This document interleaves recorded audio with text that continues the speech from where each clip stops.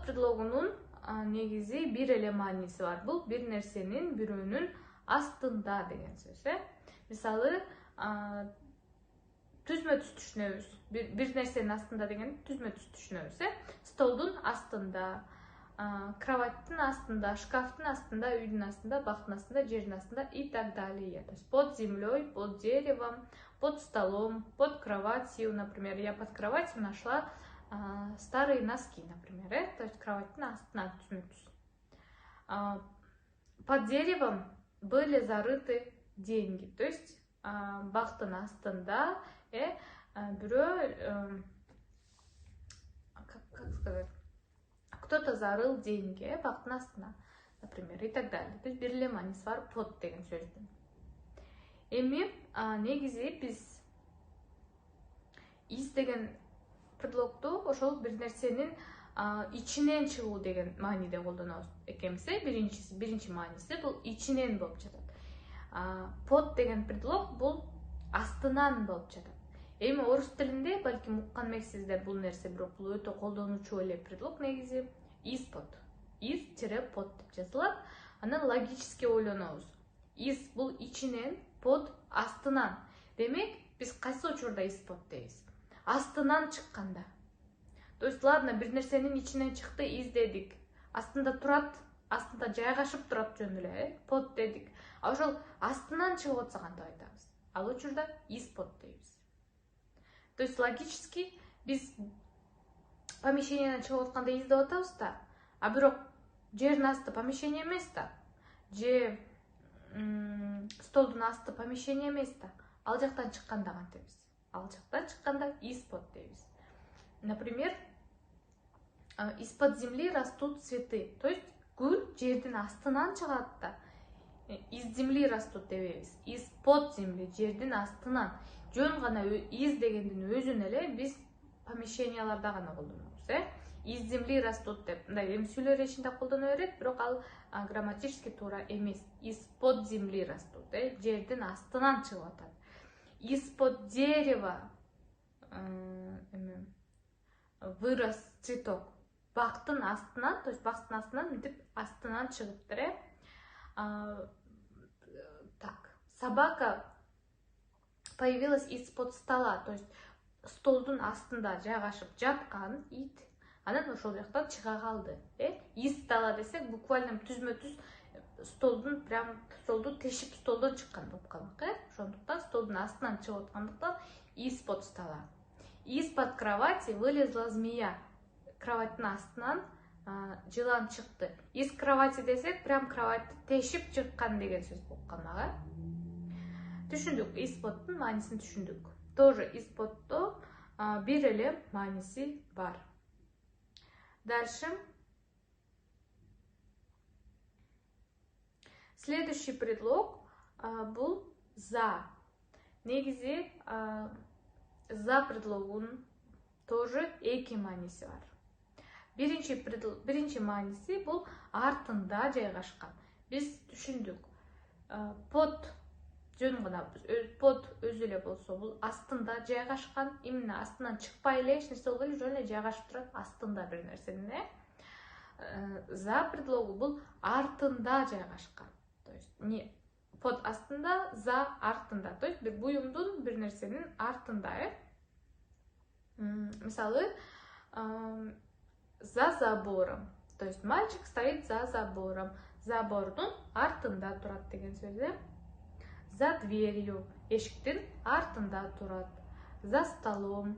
За столом дегенде биз ошол столдун артында, то есть отурабыз да, когда биз тамак жегенде биз столдун артында отурабыз. Ошондо дайыма, мисалы, когда ты сидишь за столом, нужно кушать молча деген сыяктуу, же сидеть ровно деген сыяктуу. За партой, за столом деген имеется в виду столдун артында жөн эле туруу эмес, а жана биз столго отурганда, тамак жегенде тоже за столом сидим. Дальше, занын экинчи мааниси бул көзөмөл. Бир нерсени карап жатканда, кароо деген мааниде. Мисалы, я должна присмотреть за братом. Мен инимди караш керекмин, то есть көзөмөлдөп карап турушум керек. мени там мама попросила присмотреть за цветком. Гүлдү карап тур деп айтты апам.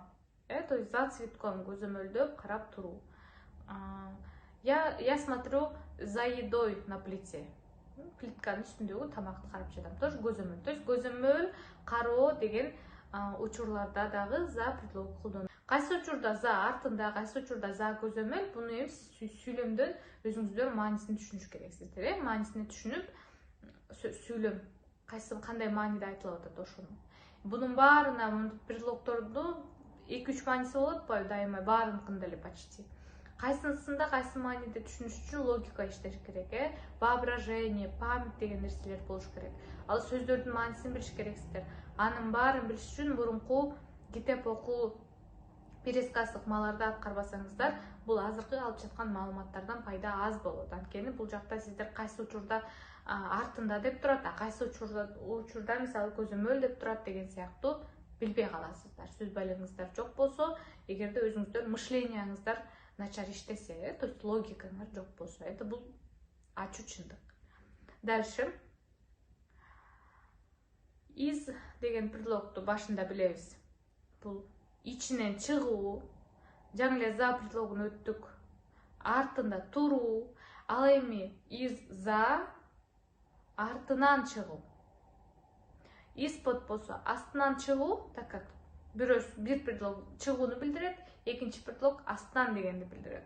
Ал эми из-за бир предлог ичинен, бир предлог чыгууну билдирип атат, экинчи предлог артынан дегенди билдирип атат. Демек, из-за артынан чыгуу. Например, кайсы учурларда, то же самое. Дубал турат, дубалдын артынан адам келди. То есть дубалдан чыкты дебейбиз, ал дубалдан чыккан жок, ал дубалдын артынан чыкты. Бизге дубалдын артында жашынып турган, дубалдын артынан чыкты. Он, например, мальчик появился из-за стены. Из-за стены. Дубалдын артынан чыкты. Из стены десеңиздер, прям дубалдын ичинен чыккан болот. Дубалды тешип чыккан болот, Зайчик появился из-за дерева. Бактын артындагы коен чыкты деген болот, Зайчик стоит за деревом, бактын артында турат. И из-за дерева появился, бактын артында жашынып тургандагы бактын артынан чыга калды деген сөз болот. Зайчик появился из дерева десе, бакты тешип бактын ичинен чыккан болуп калат, Ошондуктан буну дагы эске алыш керексиздер. Мисалы, мы с ребятами играли в прятки, и Маша вышла. Маша пряталась за машиной и потом вышла из-за машины. Бул жакта Маша машинанын артында жашынып турган жана машинанын артынан чыкты. Мына ушул жерден из-за деген предлогдун дагы бир экинчи мааниси бар. Бул бир нерсе же бирөө үчүн. То есть из-за машины дегенде машина үчүн бир нерсе болду деген маани болуп калат, жана машинанын артынан чыкты деген маани болуп калып атат. Бул маанини толугу менен туура түшүнүш үчүн биз толук жалпылап сүйлөмдүн маанисин караш керекпиз. Бул жакта Маша машинанын артында жашынып турупту жана машинадан чыкты деген маани болуп аткандыктан маанисин туура түшүнөбүз. Кантип эле Маша машинанын артында турган, анан Маша машина үчүн эмне болду? То есть, видите, непонятно болуп калды. Ошон үчүн маанисин толук сүйлөмгө жараша түшүнүш керекпиз. Например, собака пряталась за большим камнем, и когда я шла, собака выбежала из-за камня. То же самое. Чоң таштын артында жашынып турган ит жана мени көргөндө, мен чыкканда, ошол таштын артынан чуркап чыга калды деген сөз болот, таштын артынан чыга калды. Ал эми ошол экинчи маанисине сүйлөм түзөлүп, бирөө үчүн, бир нерсе үчүн деген сөз, Мисалы, я опоздала в школу из-за будильника, который не сработал. Бул жакта уже будильниктин артына жашындым деп айта албайбыз, из-за будильника дегенде, То есть будильниктин артынан чыга калдым деп айта албайбыз да. Бул жакта уже будильник иштебей калган үчүн, ошо будильник үчүн мен мектепке кечиктим деген сөз болуп атат. Дальше.